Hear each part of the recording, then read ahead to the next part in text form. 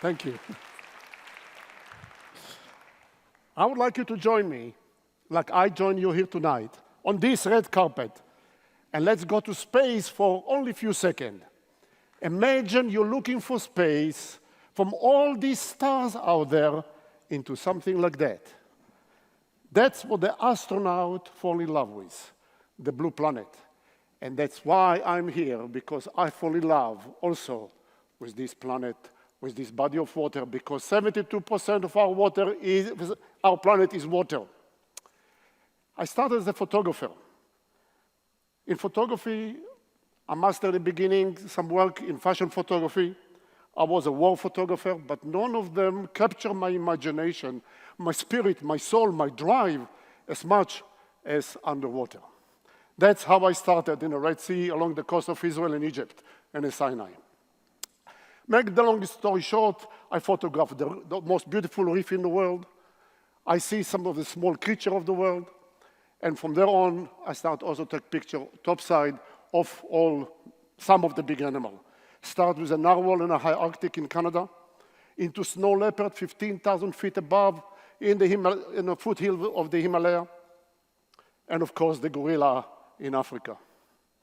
All in the purpose to show to the world that there are beautiful animals out there, there's beautiful planet out there, and we have a chance to protect it, to conserve it, to share it with others, like with the leopard seals in Antarctica. Like all of you, I had mentor. I did not go to school, but I had mentor which I looked up to. Jacques Cousteau, Hans Haas, some of the leaders in diving since the 40s, and of course, Buzz Aldrin, the astronaut on the right-hand side, and Dr. Silverell, the chief and the leading of the conservation world today. What I'm going to share with you now is getting a little bit farther, a little bit deeper. And that will be in a company of ocean giant. It is an anthology of my photography of my years in the wilderness, pushing the envelope and living on the edge of comfort and common sense. I promise you I'm going to change your mind how you see the wilderness. Let's look what happened in the water. In the beginning, I was swimming with manta ray, the giant manta ray, 20 feet across, with the beautiful beluga whale, canaries of the sea. Of course, with orca, which is actually a dolphin with teeth. It's not even a whale. But, of course, the enigmatic animal, the great white shark. What do you know about great white? I know. All remember in the movie Jaws. But let's look really what happened. From the eyes of the photographer that was there, not from the journalist that wrote the story in YouTube or wherever else. So the shark come to the cage or come to the camera only because there is bait. And that is what happened, the magazine did it. And then somebody removed the bait because the technology of photography progressed. They removed the bait, create much more dynamic image. And then become a cover or the built-in board of Discovery. And look what happened next and why. Because in 1974 compared to 1993, almost 19 years apart, in 1974, there was no picture of Jaws in the water. So they had to illustrate it to create a drama that make you all scared. And then I took another beautiful picture and again become another scary. I decided to change the course of how I produce images and for what purpose I'm using images. Because of how the media use my images to promote their negative messaging. So what happened really? We put people in a cage and the animal out there. And to get the animal close to us, in this case the great white, they put a charm and bait. And that's how beautiful picture look like. The shark is out and create the drama. But what I aim to do is actually to change the perception of how we see animal. I ask everybody to stand up. Everybody stand up. I mean it, really, seriously. I'm not joking with you because I want you to shake your head, shake your hip, not your butt, just your hip. Change your head, move it left or right, because what I'm going to share with you is something very different. Now you can sit down, it's okay. My clock is running.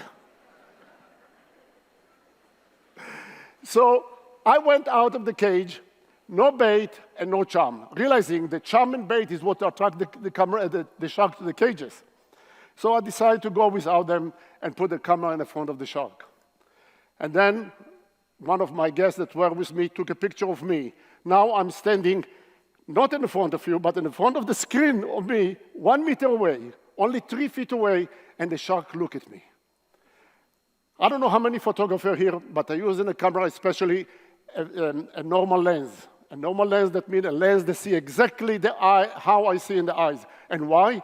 Because I wanted 98% of the people in the world that never be going in the water to see really, really authentically how a shark look at the camera 1 feet away, smiling.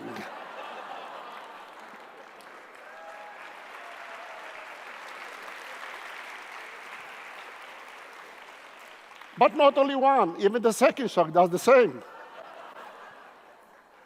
And then the third shark we can play with and come to tickle it almost. That's what it means to be responsible in the wilderness. I aim to elevate the human experience in the wilderness by being or leading a responsible observation of Mother Nature for inspiring experience that lead into conservation. And what happened really among the great white? Let's go quickly into the drama of the shark in the water. Wherever seals in the water, there are sharks. Anywhere in the world, doesn't make any difference. But the shark tried to catch the seal only during particular time of the year. Early morning, late afternoon. When the angle of the light over the horizon is very shallow, it's only the same thing underwater. So it'll be between 6 o'clock in the morning till about 9, from about 5 till about 7 or 8 o'clock at night. During this time, when the seal run around on the surface, cannot see the shark underwater because light does not penetrate. But during this time, the shark can see the silhouette of the seals, just like here, or of all the surfer and all the swimmer and all the kayaker. So why 95% of accidents happen?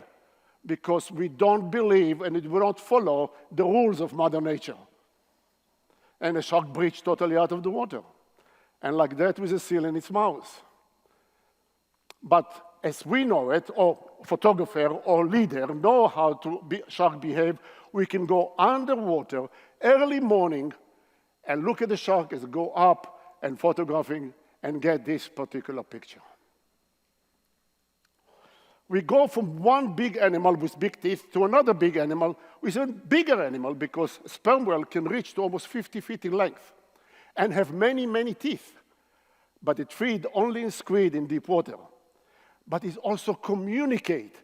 And you are lucky sitting here right now, listening or seeing this picture because the person in the front of this sperm whale is sitting here in a crowd. Blaise, stand up a moment.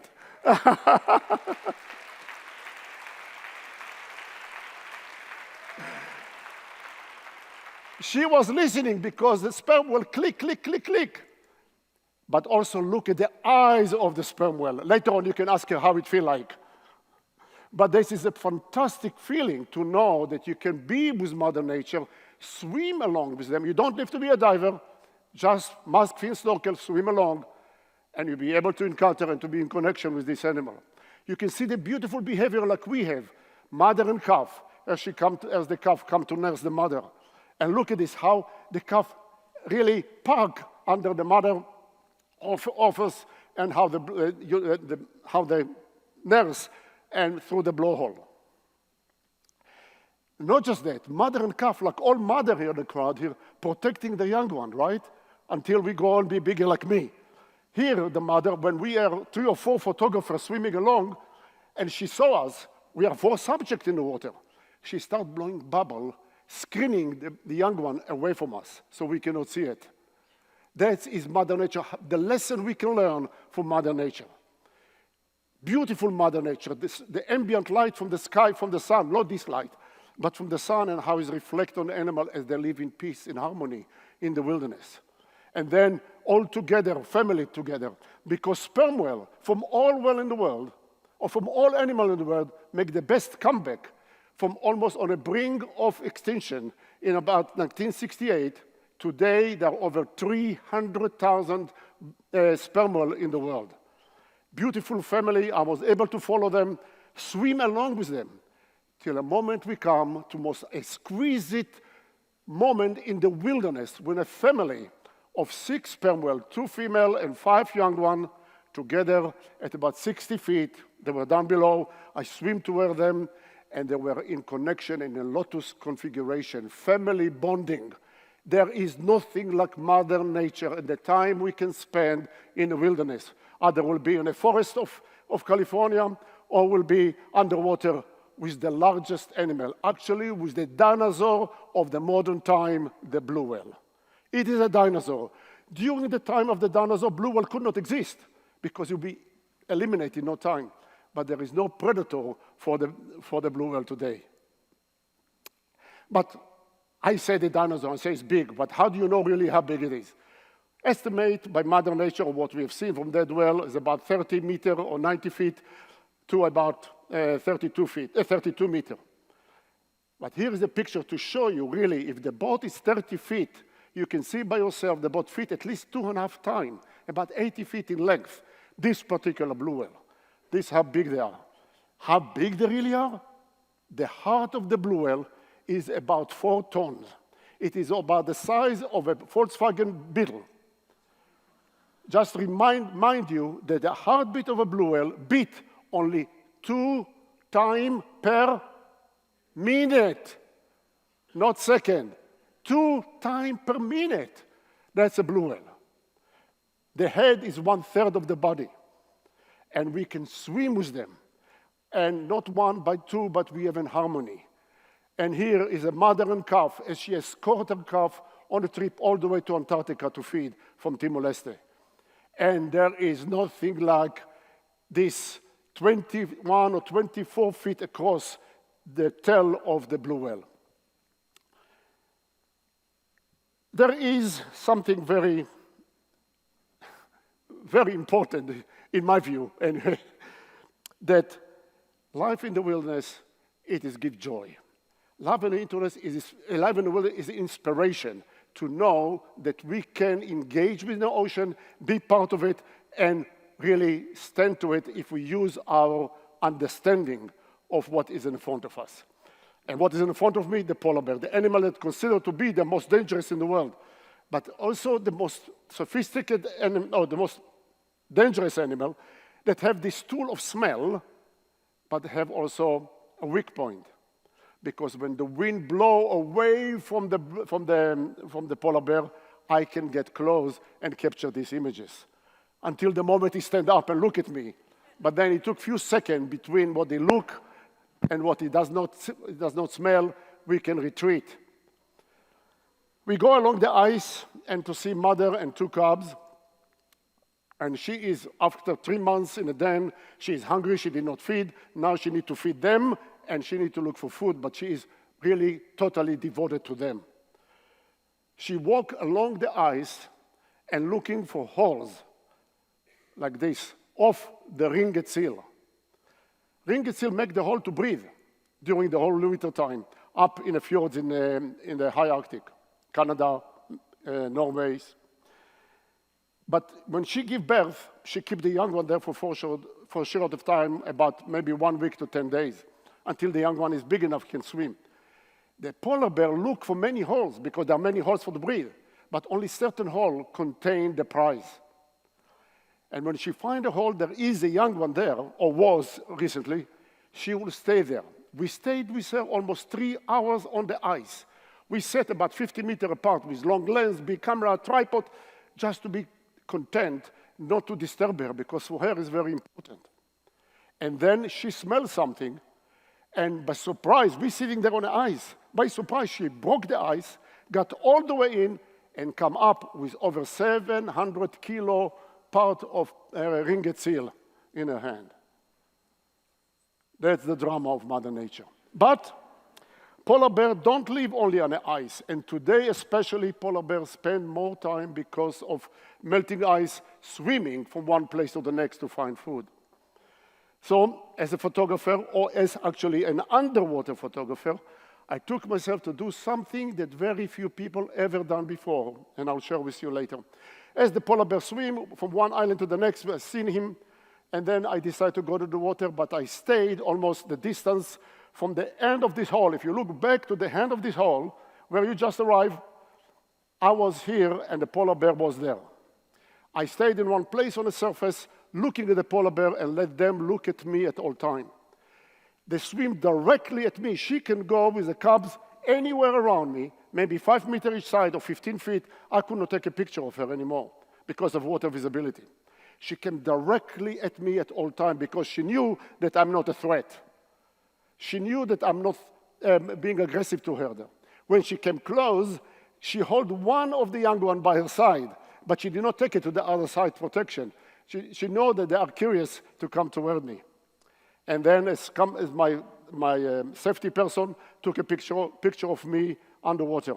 And they came close just over my head. And close totally over my head. We are just about 5 feet apart from each other. And then 6 pair of eyes looking at me at one time. And I'm looking at you guys. So we are one of the kind, we can do it. Well, 12 people landed on the moon.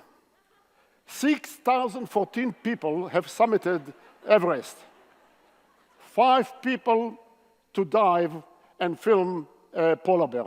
Only 1 person to dive and film polar bear, mother and her 2 cubs.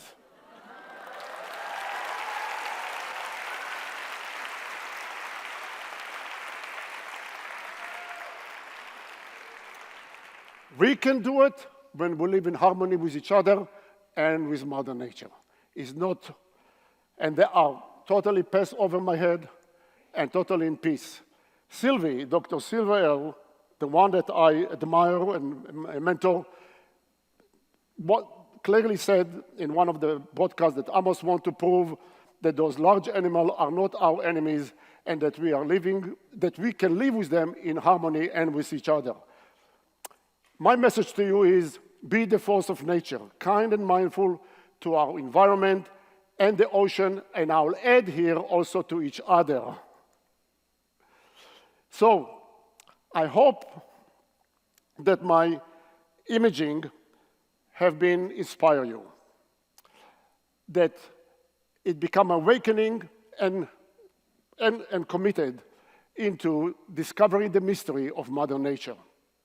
That is for reverence and support of all but each one of the speakers that were here together with me until today, and how we relate to each us and to the environment in respect and in strength. Thank you very much.